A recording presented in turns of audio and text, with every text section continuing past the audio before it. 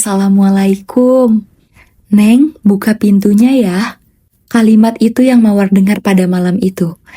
Dan waktu Mawar cek gerbang, masih tertutup rapat pintu gerbangnya, nggak ada yang buka.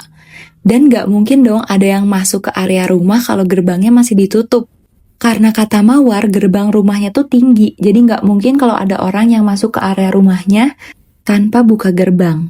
Pas Mawar cek kembali jendelanya, bukan kakek. Kali ini, seorang nenek yang bungkuk, rambutnya penuh uban dan memakai kebaya lusuh. Wajahnya hanya menunduk, tidak terlihat jelas. Tapi ketukannya aneh. Pelan, mengucap salam, memintanya membuka pintu, dan begitu berulang kalinya. Nggak brutal kayak waktu kejadian kakek sebelumnya. Kali ini suami Mawar menyarankan dengan gestur jangan dibuka. Setelah lama dibiarkan, suara itu hilang. Seenggaknya itu yang Mawar kira. Setelah menenangkan diri dan pikirannya udah mulai jernih kembali, Mawar meminta suaminya buat nemenin dia memastiin semua pintu dan jendelanya udah ketutup. Karena dia takut kalau kejadiannya tuh ada jendela atau pintu yang masih kebuka. Jadi akhirnya dia ngecek termasuk ke lantai 2. Di sini Mawar sama suaminya udah mulai tenang. Karena Mawar ngira tuh kalau nenek-nenek ini tuh at least nggak sebrutal kakek-kakek yang kemarin gitu kan. Akhirnya Mawar sama suaminya tuh naiklah ke lantai 2 buat ngeliat pintu sama gordengnya udah ketutup semua atau belum. Tapi masih terdengar suara aneh di luar.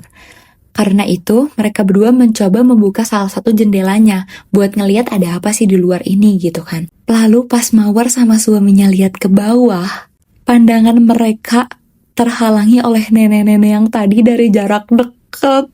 Hah? Jadi nenek-nenek itu tuh manjat seolah pengen masuk lewat jendela yang baru aja dibuka. Sontak mereka tuh ketakutan dan langsung menutup jendelanya. Aduh, bayangin kalian baru buka jendela terus pas dibuka ada nenek-nenek lagi manjat, merinding gue. Pas kejadian itu suaminya langsung teriak pakai bahasa Sunda, "Saha eta?" atau "Siapa itu?" Lalu nenek itu tuh menjawab, "Ieu abdi nu ngetok panto. Ini aku yang ngetuk pintu." Terus dia mengucapkan salam kembali dan meminta pintunya buat dibuka. Aduh, Mawar ini ceritanya kok gantung ya.